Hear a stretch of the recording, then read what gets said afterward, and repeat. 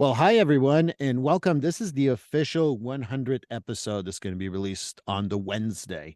So this is officially the 100th show, and I have two people who have been on the show before, and I'm so happy to have them. It's a vanity thing. I'll be perfectly honest to do these shows because it's people I actually really appreciate and love.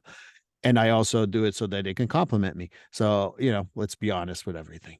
But Stephanie Simpson has been on the show 3 times already, and this will be number 4. Yeah. So I've had her individually with a good friend of ours, and then we included Morgan at another time. So that's where we stand on that. You can all check those episodes out. And with Susan, this is your third appearance. We did one together alone, and then we did it with a bunch of crazy crisis clinician. So That's right. And I've got one that's coming out with you in it, but I was sick with COVID, so that's been pushed back a couple of weeks. But yeah, you're going to be popping up on mine again too. I just like the attention. I'll be perfectly honest with you. Awesome. As long as we understand one another. That's why we get along so well, Susan. Well, Susan Roggendorf and Stephanie Simpson, welcome. Thank you. Thank you. So what I'm going to do is I'm going to ask, I know you've been on the show before. People are going to rush back and listen to that.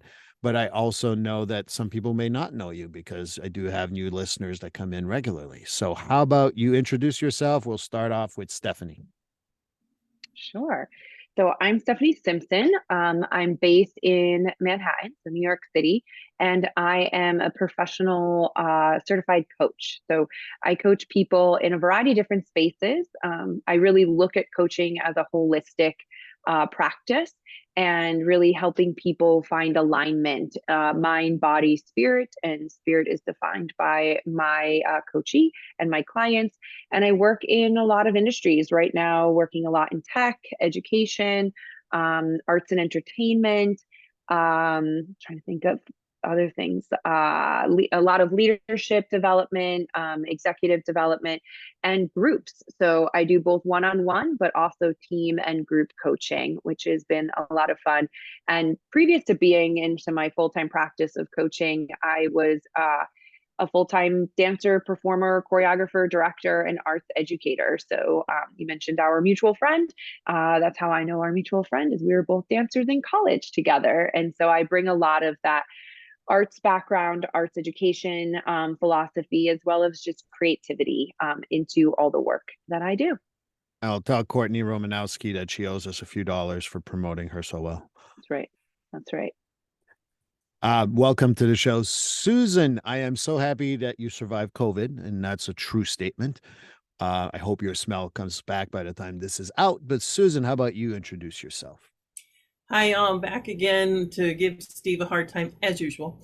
I work in private practice. My business is Co-Felt Counseling Services. I'm based in Bettendorf. I am part of a collective. It's not a group practice. We're all independent therapists who have come in and joined together to be in this one office for a lot of really good benefits for us and our clients. That's with the Mad Therapy Collective in Bettendorf. I've been in Iowa, yes. And I've been in the ER as a crisis clinician. I have worked with everyone from those persons that have anxiety and depression to those persons who have thankfully survived a suicide attempt, to persons who are dealing with psychosis, as well as substance use disorders. And those were always interesting. And then I decided to open up my private practice, and I have dropped the ER component now. I work with first responders, law enforcement. I also work with staff who are hospital staff in the ER and ICU because those are high stress environments. They don't get a lot of support, as well as those folks who are staff in urgent care and express care because they are hit as hard as what they are in the ER, and I don't think they get enough support as well. I'm also part of the queer community, so I support all of my persons in the queer community that are dealing with life issues, including transitioning. So I'm very happy to have all of that as a way of giving back to the universe and trying to alleviate some suffering on someone's part for at least a few minutes and allow them to develop skills to continue alleviating whatever crisis or problems that come across in their lives so they can go on and have fulfilling lives. And then I have a podcast where I get to swear a lot. Fuck the Rules podcast. Steve, you've been on it, 3 times now? Yeah, you've been on it 3 times now. So that's been wonderful. I'm going to be starting season 4 in September. I'm on hiatus now. So it's been a lot of fun. I've had a lot of great people come on, and I'm looking forward to more and different voices coming on again in the future. So that's me in a nutshell. I was going to say I wanted to be on it for season 4 too, but Well, of guess you course you are. I you mean, could. it's like one episode a season. Come on. All right, Did you that's read your good. contract? Man. Jesus Christ, I Can forgot I that. can I just say I love the name of that podcast because what it I like smiled when I heard it because I feel like it sometimes we can put like therapists and teachers and all these different people in these like boxes and pedestals that are like, well, they have it all figured out, or they're this put together, or they don't do this, or they don't do that. And so to have a podcast where a therapist is like, fuck the rules, right? It's like, what a wonderful way to give permission to people to just be like, things are shit sometimes. Like, here Exactly. we go. And that was the whole purpose of starting the podcast. As I was guesting on other people's podcast. Meg Kelly, she had one mental status podcast, and we were talking about how I was getting fed up with old school tradition of therapy and old school ways of dealing with crisis. And one of it was at a point where I had said, well, fuck your rules. And the more I started thinking about it, the more I wanted to do a podcast, and that's where the title came up of "Fuck the Rules." So it's just, and it's interesting because it's amazing that the persons that I've had on have covered different backgrounds with their careers, and one of them or several of them have actually been teachers. And you're right, you get put in this box, and I think we all do because there's this media presence. And Steve, I love getting on my soapbox about media and how it warps things, and it informs us, unfortunately, in the wrong with what we should be expecting out of persons in their professions. That's just not the way it is, especially after the pandemic. So that's kind Mm. of the whole point of the show, is just to say, this is how it is now. It's not for therapists. I always talk about being that blank canvas we're taught to be, where you're not supposed to give anything back in therapy, the suit, tie. And it's just like, I am so fucking not that. I've got the colored hair, I've got the mohawk, I've got tattoos. I'm 56 years old this year. I'm a fat female who's queer, and I just don't give a rat's ass anymore. I'm here to help people. But this is genuinely who I am. And that's the whole point of saying the rules, is to be genuinely who you are, to get to that point of living a genuine life. So So since you give me a hard time, I'm going to give you a hard time. You actually, you said fuck the rules, but you do care about other people. That's why you're so good at what you do. So let's oh, start with that. stop spreading rumors about me. Oh, I still take your an ass to me, but to other people you're very nice. So just wanted to start that. And the other thing too, I want to add, because I think that with fuck the rules as well as what you do, I think that Stephanie, with your coaching stuff and talking to leadership about ways to do things in a different light, that is fuck the rules in for all intents and purposes from my perspective too. So I think you're perfect for it's a perfect match here. I have to agree. Well, yeah, I was really struck by what you're saying, Susan, about like, I'm showing up as me and my authentic self, and like, here's what it is. And like, that's really the only way we can actually connect with other people, right? Like, if we're spending so much energy trying to be something else, right, that we're not, then we're not like, that's disingenuous. And like, connection is all about being authentic and being vulnerable, and going back to leadership. I'm a huge Brene Brown fan. So like, when she talks about leadership, she talks about it as vulnerable leadership. And you bring up teachers and educators and pandemic, everywhere in the pandemic. I was actually teaching full time during the pandemic, and I was like, and now I'm ready to leave. As many of us did. But also with leadership, it's like, you're not actually doing a service to your team, to your company, if you're not showing your authentic self, because then you don't become approachable. You also are human. You don't have all the answers as a leader, right? And so being able to do that in a way that also has some boundaries, right? Like, you also, like, when I think about leaders, not you specifically, but leaders, like, you're in a leadership position, you do have to like create a space where people can trust you, but part of that trust is also being authentic and vulnerable so that people can feel like they connect with you. So I think like being able to have the permission to do things not by the book, is also where creativity and innovation happens. If we all kept doing everything the same, by the book, the same way, nothing new would be created. And that's part of the problem too with the pandemic, is that we had to be forcing companies and leaders to understand that you can't have the same type of model we've all been laboring under, literally laboring under, because it's not going to work. So we have done this remote job thing and remote teaching thing, and some worked great, some was shit, and we kind of figured out where we can do it well and where things need to be improved and where things just, it needs the person to person aspect depending on what it is that you're doing, right? But now leaders want to ratchet it back to pre-pandemic. Education systems want to go back to pre-pandemic, and insurance companies who pay for a lot of persons that come to see me, at least, they want to ratchet it back to pre-pandemic. It's like you let all these crazy snakes out of the basket. There is no way you're going to get them all back in that basket again, because we're not the same people we were 3 years ago. We're not the same society we were 3 years ago, good and bad. But we have to continue thinking forward, and like you said, be creative, be genuine. And we are human beings. And once you kind of make that connection, it makes it easier to be the creative person, because you're not going to get censured for not being in this protocol path that you're not supposed to stray from. Yeah, I really love that. I encounter that a lot too in my work, of like people being like, well, we need to get back to what we were doing before. And I'm like, oh, but like that's not like you said, we're not the same people, right? Like, and by denying that, we're actually like taking away a lot of potential growth and opportunity, right? And what we all went through and continue to an extent was really traumatic. And so not acknowledging that and being like, how are we going to acknowledge and work with that to create something that is new, I think is somewhat delusional, really. And actually is a big like trauma response in some ways. So you guys are more the experts on trauma than I am. But yeah, there was something else I was gonna say about that was like really, is that we learned a lot of really good things too, that like made things better. And so it's like, why are people afraid to continue to explore that? And as I was listening to you talk, I was thinking about like, that's where really the creative process comes in, right? Like when I'm creating a new dance piece with a dance company or a show, I mean, it is all trial and error. Even to putting it on stage, it's still trial and error sometimes. But there's so much that we've learned in mistakes that actually have created some really beautiful moments on stage, but we had to allow for those mistakes. And I would really love to see companies and schools and just people in general really kind of shift their relationship to what mistakes and failures and wrongs are, because I think that would alleviate a lot of the stress, the anxiety, which then can also the burnout that people get to.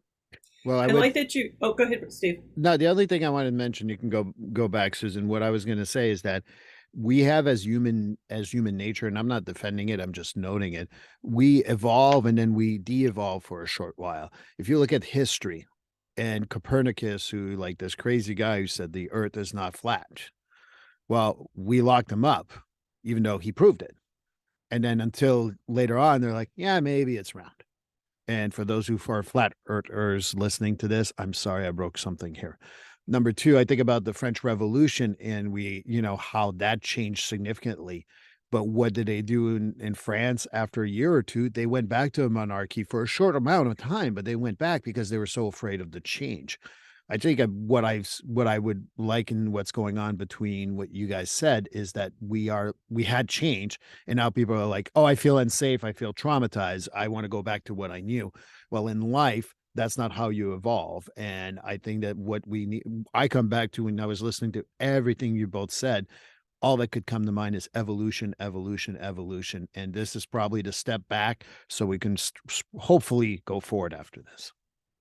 Well, the two things. First to you, Stephanie, was I like that you use the word mistake, because that is something I work with my clients all the time, is that they say that, I was a failure or I am a failure because of X, Y, or Z.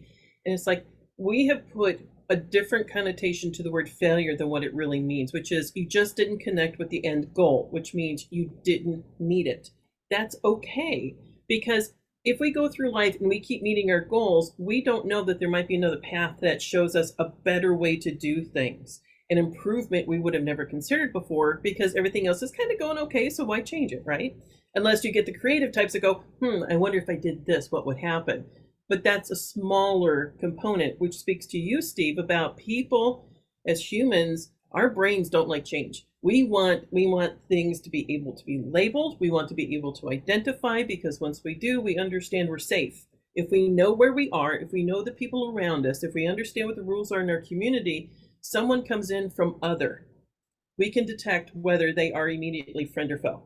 And that's just survival, right? And we continue that on even in our own society. So now we're post pandemic, we're trying to figure out, the failures that, okay, so they failed. So what do we learn from that? How can we make it better? How can we change things so that we are more enhanced in what we do in every life and living our lives? But then also, how do we not slip back into before, because it's what we know as a role and we understand it and we're comfortable with it, even though it doesn't work anymore. It's like that with a lot of relationships too, right? So all of that to say that it's an opportunity for us to continue moving forward and seeing what works for us and what doesn't. And you're right, Steve, if we can get out of that stuck mode of, okay, we've reverted back because we're scared, there's too much change, there's too much new, and then we realize, okay, it's not as bad as what we thought it was, let's keep moving forward. People forget the point of, we weren't what we were even 10 years ago. We're not what we were back in the early 2000s. We certainly weren't what we were back in the 90s. And I'm thinking with our own homegrown terrorists that changed things. And then as we have moved through major societal shift and things, we're never the same. But every time we have something that shakes up, we get freaked out because we're like, what the hell do we do with this now? Well, I think that that's why it's interesting. Like, one of the things that I was going to ask you guys is, what's the one thing we should know about psychology and therapy and coaching? And I think that we talked about evolution so brilliantly and how the things change and how to bring upon change. I think that you kind of answered that question. I don't know if that's what you would have answered. I know that for me, that's something that I work on, because what I know today is not what I know tomorrow. And that's okay. I'm going to learn something new. And I never judge, never. I shouldn't make a whole statement. I've worked hard not to judge myself yesterday for what I know today. And that's, I think, a big evolution that human beings need to learn to do, because I go back to, again, I'll talk about history. Sorry, I'm a big history buff. Whatever, and I don't triggers anyone, please know that that's not my goal. On 9/11, most people say, well, George Bush got a memo on September 7th saying that this might happen. And I say, not that I was a George Bush fan, but I always say, but he gets those memos daily that says there's a threat. That's you having, after insight and saying he should have known. Again, I don't think that I can blame George Bush. I don't blame anyone. That was a terrible, terrible attack. But we always look in hindsight and try to judge and blame people instead of saying, hey, we didn't know. End of story. Let's leave it at that and learn from it. But anyway, go ahead if you want to go and talk about a little bit of what we should know about psychology, therapy, coaching that maybe people not necessarily do know. You know what I was thinking as you were saying that, Steve, is the word acceptance came up.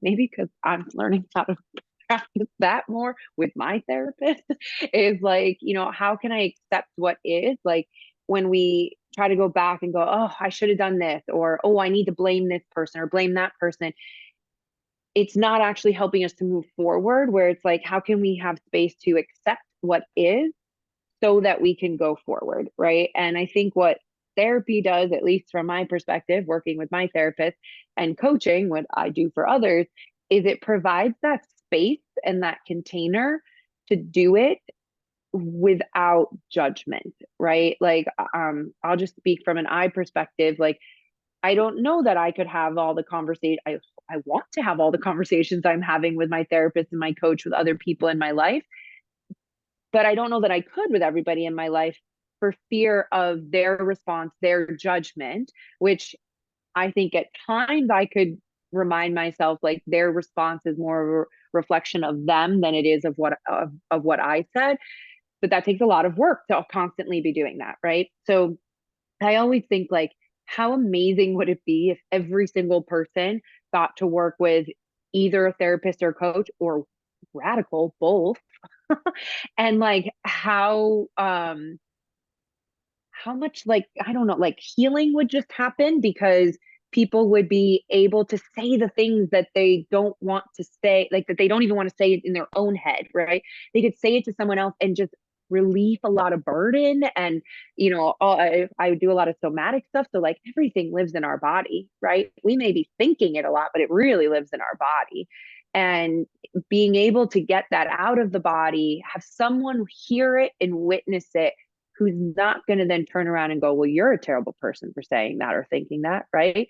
Like it's just so powerful and magical that if we could have that space for everybody, I think there would be maybe a different relationship would change, and fear and evolution and growing and all of that. That's what I'll say about that. For my part, in hearing you two talk, it's three things for me. First of all, what I meant to say earlier, but wanted to save for the recording, is that in having multiple persons involved in helping a person figure out where they want to go to be genuine and on their journey, it should be about community and not competition. It's one of the main mantras we have in our collective amongst ourselves, is that there aren't enough of us. There's so much need out there, and it will only benefit persons if we can get connected up and being able to share with one another, this is what we're doing for this person, but you have this area of expertise. I would really like for them to meet up with you to see if you're a good fit. And if not, let's get them to the right person so that they benefit from it. So they continue to kind of control, try that in English, so they can continue to grow in terms of who they are as a person, where they're going to be genuine to themselves, which then lends itself to, let's start challenging inherited expectations people have, from what you're talking about, Stephanie, and you too, Steve, about people expect certain things, but unfortunately we never examine where we inherited those expectations from. Is it from family? Is it from community? Is it from religion? Is it from our ethnicity, background, and cultural heritage? It comes from a lot of different places. It's never any one thing. So then you start challenging, well, are those expectations working for you? If they're not, what would you like to do with that? Do you want to change it? Do you want to alter it in some way? Do you want to get rid of it? Do you want to create new expectations? And then from there, we start talking about boundaries. If you're going to be changing these expectations for yourself, this means it's going to challenge the expectations of others, which means you need to start figuring out what your boundaries are, how you're going to sustain boundaries with other persons, and then also recognizing other people have boundaries that we have to respect as well. We don't have to, but it goes better if we do. So, for all of those things, that's how I see it all kind of tying together, is just being able to help one another in our journeys to be just decent human beings. It's hard. And I think that what we need to learn to do is to see that what we all want, whoever you are in life, whether you're the CEO of a company to the person who is homeless, all we really truly want in this world is to be accepted. I think that I don't know. We joke, what I love about me and you, Susan, is that we joke around a lot and there's clear acceptance. We don't need to say those words, but if we need to say it, so yeah, accept Susan. I know Susan accepts me. But that's all we want in life because we carry so much shame. I think Stephanie mentioned shame earlier, and we carry so much shame about whatever we've done. I've learned a long time ago that shame is probably my worst enemy. And then my therapist a few weeks ago made me do an exercise of shame without talking and just feeling it in my body, and it blew my mind away. So I think that with shame is also another part that I think we need to teach people, is that shame is such a motivator in a bad way. And, like people say, well, shame has pushed me. When I didn't do well, I said, you're a loser, you're this, you're that, I'm going to get better. Yeah, that works for a short while. Eventually it destroys your character and it's not healthy. And, we got to retrain people, but I don't know what you guys think about that. But I want to mention that because when you talked about shame, I think that that's something I really want to mention, because it is about setting the boundaries. It's about acceptance. It's about a whole lot of different things. And shame is also misunderstood, like you just pointed out, that people think, well, it's gotten me motivated to do better. And then we have to talk about that inherited expectation again. Where did you learn that? Who taught you that? This had to come from somewhere, that this is how you made this connection between shame and motivation and doing better. But as you said, Steve, it doesn't work out that well for the long period. it's going to start breaking down, and the person's going to start presuming that just about everything they're not worthy of being able to pursue, or maybe they earned it, and there's the guilt that goes along with the shame. So yeah, I mean, it just becomes this big old juggernaut of snarly mess over here, and then you have to say, let's start talking about pulling that apart and seeing where that actually started with. And just to, before you go, Steph, I just want to add, and that's why our queer LGBTQ plus other spirited community gets shamed regularly, because we carry our own shame. So we're uncomfortable with that. So let's throw it on people. And again, I'm not saying everyone does that. So please don't, text me or email me saying, oh, I don't do that. I really don't care if you do or not in some ways. But I think that that's where it comes from, when we're not understanding of transgender. We're not understanding of, and I'm blanking on different terms, but for me, other spirited has always been my favorite, because that's what Native Americans call it. If you're gay, bisexual, transgender, you're just other spirited. And I always thought it was a great way, because that's in Native American uh culture. It's just another person. That's all. It's easy. It's acceptance. And that's why, for me, if we just learn to use other spirited, it would be so much better, and it would be create acceptance, because that's what we do. We send, oh, I'm uncomfortable. I don't know enough about transgender. Let's shame them. That'll make me feel better. So just my 2 cents. Sorry, Steph. I know you were going to say something. I know, I was so listening. I'm like, oh, what was I going to say? I think what I was going to say was that when I was listening to both of you, I was struck by the language also we use in terms of not I failed or I am a failure, right? Or instead of I'm feeling this, I am that, right? And I do this too, and I'm trying to shift myself with it as well. Is from my yoga practice of really being like, okay, we can have goals, right? I don't think any of us are saying like don't have a goal, don't work towards anything, but the attachment to that of saying like I am only successful when I reach that goal, which goes again with those like expectations, whatever those may be, right? And going back to that idea of like process of like, what if I just really be in the process? I may not get to that goal, but I learned this whole other thing, right? I don't even know if I'm making sense right now. My brain is I'm training for a race, and so I had a long run today. And as I was listening to all of you, I was thinking about running, and I was thinking about one of the communities I'm in right now, and how I really appreciate the community and connection of runners, and how running really teaches you to meet yourself where you are at every single run. Because what you might feel one day is not the same as the other, but yet I can sometimes say like, well, I'm a failure. I failed today. I didn't run as fast as I was supposed to. I didn't do, the miles I was supposed to. And how important it is to remind ourselves that the act of doing, the process of doing is just as important. And then what that reminded me of what you were saying, Steve, is like when we are so thinking about things are supposed to be this way or that way, when someone else is doing something that to me it seems way more freedom, right? Like, wait, you don't need to put yourself in this box or this box or this. You created your own box, or like you expanded the box. That can be really upsetting for some people, because they're like, but I'm in this box and I can't get out of it, right? And so if I can't get out of this box, like you aren't allowed to either. And then we get a lot of, unfortunately, the hate that's coming out of that. I was watching Susan. I know she's going to say something very, very important right now. I'm just trying to find the unmute button so I don't sneeze in everybody's ears.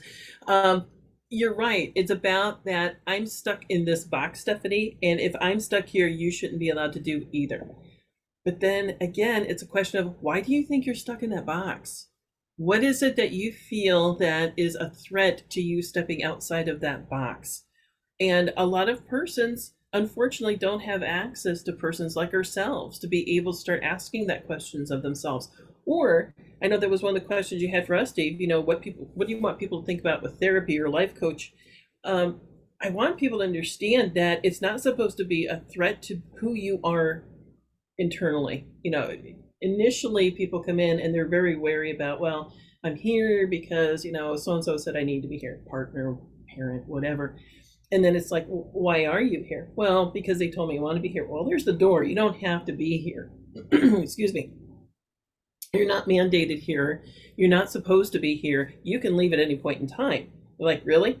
Yeah, I don't want you here if you don't feel comfortable. If you don't want to be part of this conversation that we're having, there's a door. If you change your mind, you can always come back. But in the meantime, there's the door. And then, funny enough, they stay every single time. So a lot of people don't have access to that to be able to start creating a safe space where they can start exploring the reason why am I stuck in this box? Do I really want to stay here? What's the benefit to me? What's the benefit to the people around me? And that's usually the question more often than not is, all right, we understand what it's doing for you, but what is it doing for the people around you that you have to stay in that box?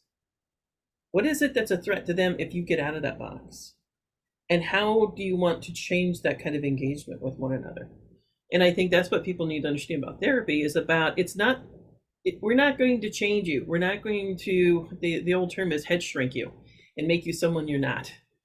What a lot of people find out though, is that as they become more genuine and they start shedding these layers of who they thought they should be, that's when everybody gets freaked out. It's like, we don't even know who you are anymore. Well, that's because I'm not who I once was, going back to, pre-pandemic levels, and saying, this is how I want to be, this is how I want to live my life, and I want you to continue to be in this journey with me, but if you can't, that's okay too. Again, inherited expectations, boundaries. What do other people benefit from you putting yourself in that box? And I like the expectation thing too, because that's what it typically comes to. I'm going to switch gears here, if you don't mind. I know we could go on and on about this, but I wanted to, because you brought it up about the questions, like what I love about what I do here on the podcast is that it's always a conversation. It's not like, hi, Stephanie, how are you? Can you tell us more about coaching, please? Can you tell me more about LGBTQ? Susan, insert name here. I just hate that stuff on podcasts, and I try to be as natural as I can. So when I switch gears, it's really because I have a question I want to ask. So I want to switch gears because you guys have been really gelling, and again, not knowing each other, it's so awesome. Is there a question you have for each other? Because, one of you does a lot of like coaching in different settings. You're working in a different setting, coming from the crisis side to the LGBTQ community and working in an outpatient clinical setting. Do you have any questions for each other? I Stephanie, can I'll let start you ask first. first. Okay. So Susan, I would love to hear like what are you most curious about right now in your life? In terms of the work that I do, or just me as a human being? Both. You can take that however you want. I Steve, you edit this said we out. had a Both. time limit. If you say both, we're going to be here for days. No one listens, Susan. Don't worry. Good. I can go on ad nauseum. Um, for the work that I'm doing right now, actually, because I've worked with persons with suicide and I have worked with persons with chronic suicidal ideation, I joined the American Association of Suicidality. And there's a lot of great resources on there for persons. And a lot of folks that are in first responders, hospital staff, law enforcement, a lot of those folks don't have that outlet to be able to talk about having what they call dark thoughts. We never call it suicide because that's like saying the Q word when you're in the hospital. You don't say that. It's very superstitious. But for me, I don't have that boundary respect, and I tell them we're going to call it what it is, which is suicide. So for me, I'm digging more into the newer research that's coming out about suicide, preventative, learning to live with suicidal ideation, new ways to do coping mechanisms with persons. So that's really kind of driving me right now in work. Personally, I don't know. I'm planting new flowers this year to see if I can get them to grow in my new garden space on my balcony this year because I want to attract more hummingbirds and dragonflies and butterflies. So I'm doing a lot more horticultural research. So that's kind of what's driving me as a person right now. So my question for you though is what is some of the bigger challenges you have, because you and I both know what that expectation is of both of our careers here. What is it for you that you battle against in being a life coach? Yeah. So I actually don't like bill myself as I just bill myself as a coach. And I would say the biggest thing is people not understanding what coaching is. And so, actually, right before we had this call for this recording, I had what I call a discovery call. So, if anybody, when people are interested in working with me, the first thing we do is a 30-minute discovery call. And it's a way for me to understand like what their curiosity is, like what's bringing them to even think about maybe doing coaching. I go through what I call the I mean, I didn't term it this, but the forms of help spectrum. So I explain to them like, okay, here's this spectrum of directive, non-directive, and here's different forms of help from consultant to mental health counselor to mentor to teacher to coach, so that they really understand what the different roles are. Because also there are some people that are coming to me where like coaching maybe isn't the type of help that they need. And so it would be non-ethical and negligent of me to be like, yeah, that's what I need. Like, that's what you need. Maybe they do really just need a mentor. Maybe they actually need a consultant, or very much sometimes it's like, no, this is a therapist sector. And I am not a licensed therapist. So that's not where I'm supposed to be. So, I always educate people on that so that they know, because I think because the word coach has been used in so many different ways, right? Sports coach, instructional coach, things like that, which have a little more telling involved in them and teaching and consulting. What I'm certified in and what the ICF, the International Coaching Federation, says is that coaching is not about telling. It is about asking. So like our like three truths of coaching is like the coachee is capable and whole. The coachee has all the answers. My job is to ask, not tell. And so that for some people can be really frustrating, because they'll be like, well, I'm coming to you because, you know, you've made different shifts in your career and I want to know what I should do. Well, I don't have that answer. Or you created your own coaching business. How do I do that? Well, I don't know. What worked for me may not work for you, right? And I specialize a lot in stress and stress management, and leadership practices. So it's like, well, how I am as a leader is going to be different than someone else, because I believe in authentic leadership and no one else is me and I'm not anybody else, right? So I really try to, it can be challenging at times, because also I'm a human and I want to help people. And sometimes I want to jump in there and be like, oh, I have an idea, or I know what would work. And I have to remind myself, which we call like coaching presence and practicing the coaching mindset, is like, I may have an idea, but that is not necessarily the idea, because I'm not that person. And like I check myself, you know, to be like, I'm not some guru that can just tell people. So I would say that is one of the bigger challenges that I sometimes have, is that people come expecting me to give them answers when really I'm just going to ask them a lot of questions. I'm going to listen to them, and then I'm going to mirror back things I heard, and sometimes just say like, you know, it sounds like blah blah blah, and not put like a analysis on it, and just sit there and let them respond. So and that can be really uncomfortable for some people, and for other people they find it really liberating.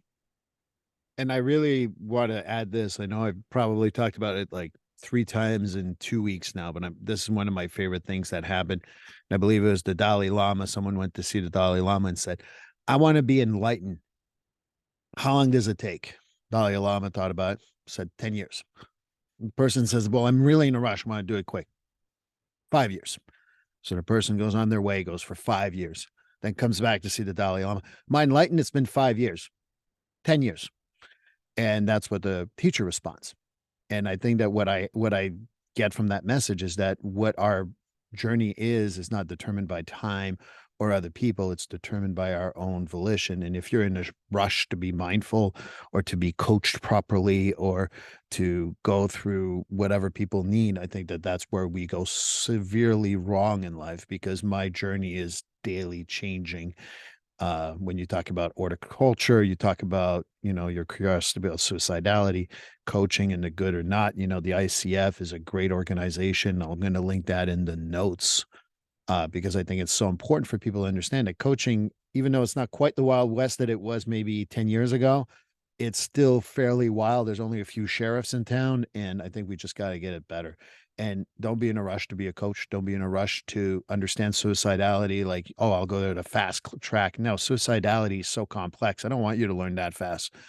Um, so I think that that's what we tend to do, right? In the society of go, go, go. Um, I know nothing. Tomorrow I'll realize that I didn't know nothing today. And as I grow older and older, the more I realize I have limited knowledge of life. And I've got to get better every single day. And that's a good thing. That's not a bad thing. It's just realizing that I knew everything when I was 20. And I so realized that I was so misguided at that point. But just wanted to share that because it goes a little bit with the theme of what you both said. Um, you know, as this is a, as I said, this is about my podcast, about me. It's my 100th anniversary. We talked about so many great things here, but in all honesty, like, let me be very blunt with both of you.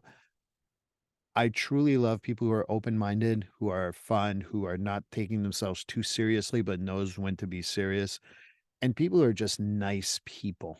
And definitely that falls into criteria for both of you. That's why you've come back so often.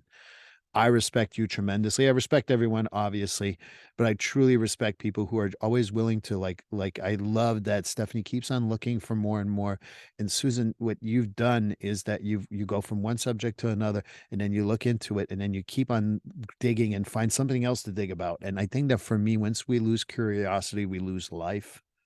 And I think you both embody some people who are curious and delightful and funny and everything else that goes with that. So wanted to make sure I said that to you guys. But as I am self-centered sometimes, I will say, well, now it's your turn to compliment me. Why, all joking aside, why do you keep on coming back to this podcast? Because obviously you've been on a few times, both of you, and obviously you'll be invited for seasons to come. So why do you keep on coming back? Well, I'll just say, well, thank you for those compliments. Um, the first time I was on, I didn't know you at all.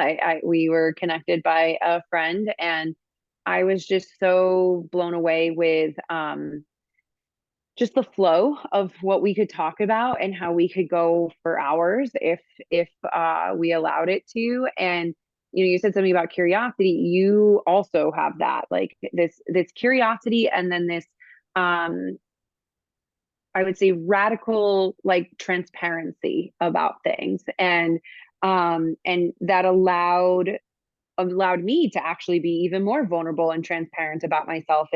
And I think a lot of times, like, if the work I want to do in the world, I also have to embody that. And this was a space that I felt like really allowed me to do that in a more public way, and felt incredibly safe.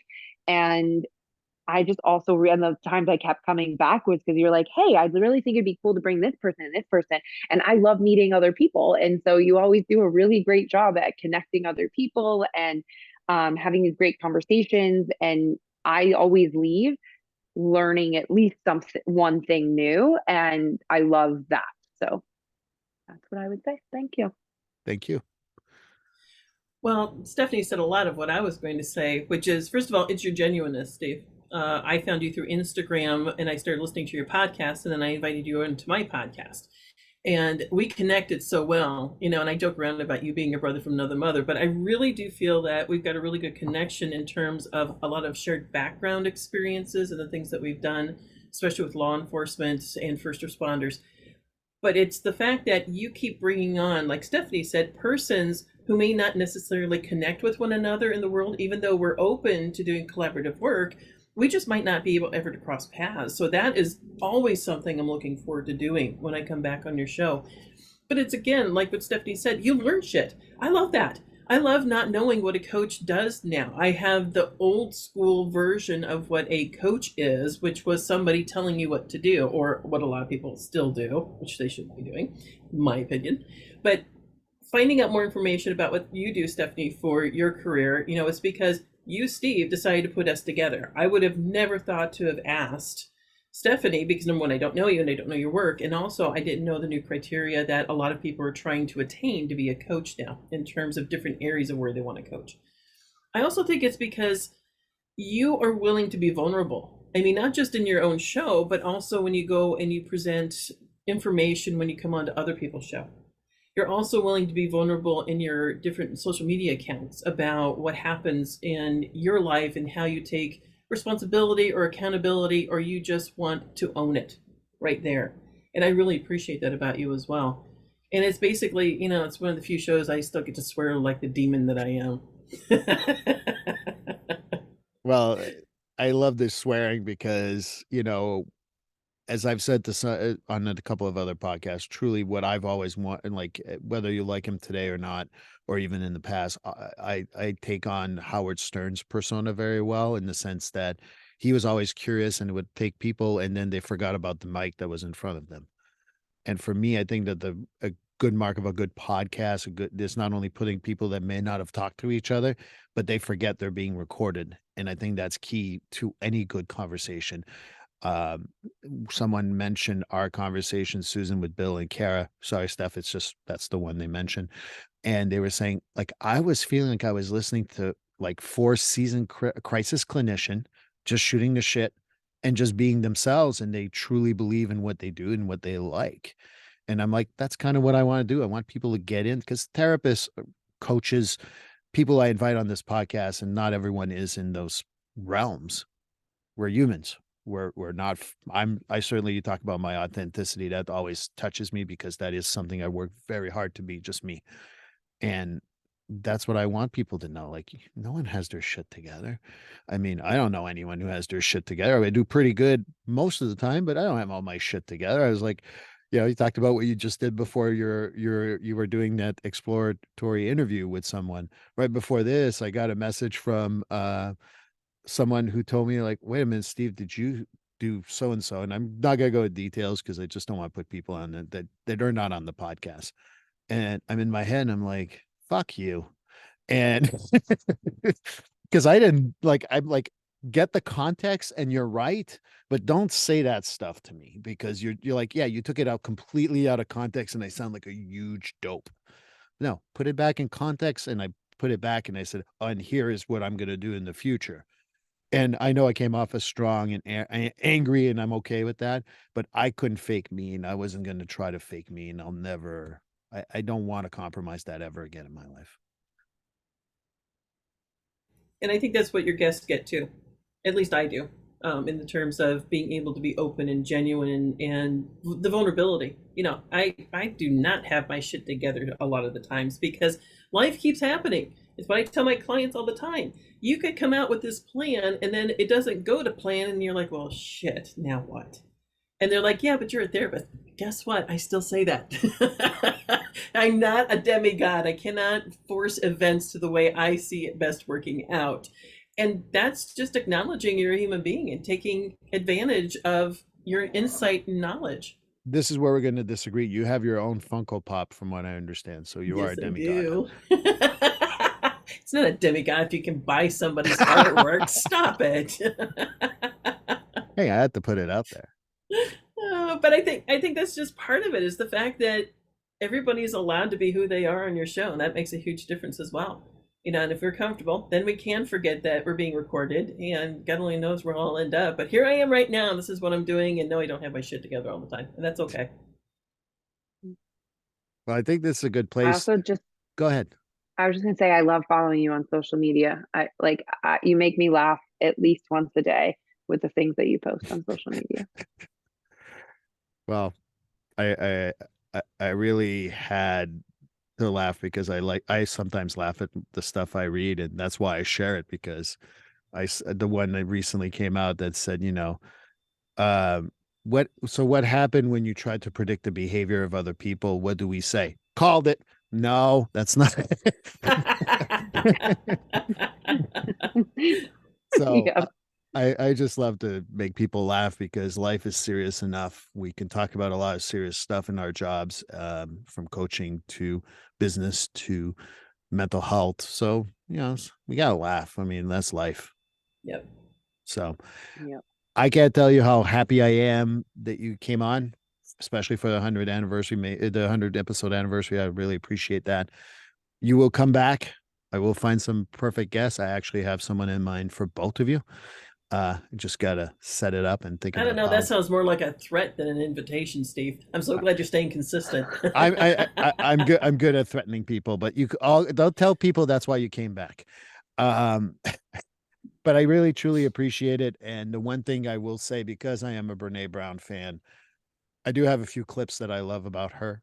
But if you guys want to send me a clip so that I can put it in the show notes to share, I would really appreciate that. And Susan, I'll put your stuff on the show notes, including the podcast. And Stephanie, I'll put your website on so people can go and check you out and do all that. So just want to make sure that that's all linked. And our what I was hoping to be a 30-minute conversation again did not happen. And that's a good thing because I'm never going to be the guy who stops a good conversation from happening. So thank you guys. Well, thank you for Thank having me, you. Steve. And Stephanie, it was a pleasure to meet you. We wouldn't have met otherwise. And it's an honor to be on the 100th episode. I mean, I haven't quite reached mine just yet, but it's a big mile marker. And I think you should be really proud of the work that you do here and the information you're able to get out to people that might think they're alone. It's huge, it's invaluable. Thank you for letting me be here. Yeah, I second all of that. I mean, what a huge accomplishment to get to 100. I mean, just in commitment to make sure, like, I know what goes into producing a podcast and stuff, and that's a big commitment. So, the marathon in its own. So congrats on that.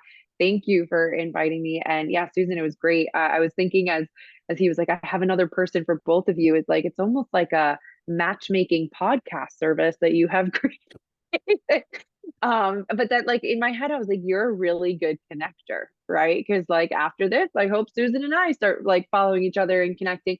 And it's also just a lovely resource, like knowing what you do now and like, people that I work with who are trying to, whether they're therapists or coaches that are looking at like, oh, I have this great resource of this person here and, meet them and stuff. So I really appreciate being here and your honesty and transparency and yes, laughter. I love that we got to laugh as well as we talk through all this. Well, just I like connecting people. I also have fear of new people. So that's probably why I do it too. I'm kidding, of course. So thanks, guys.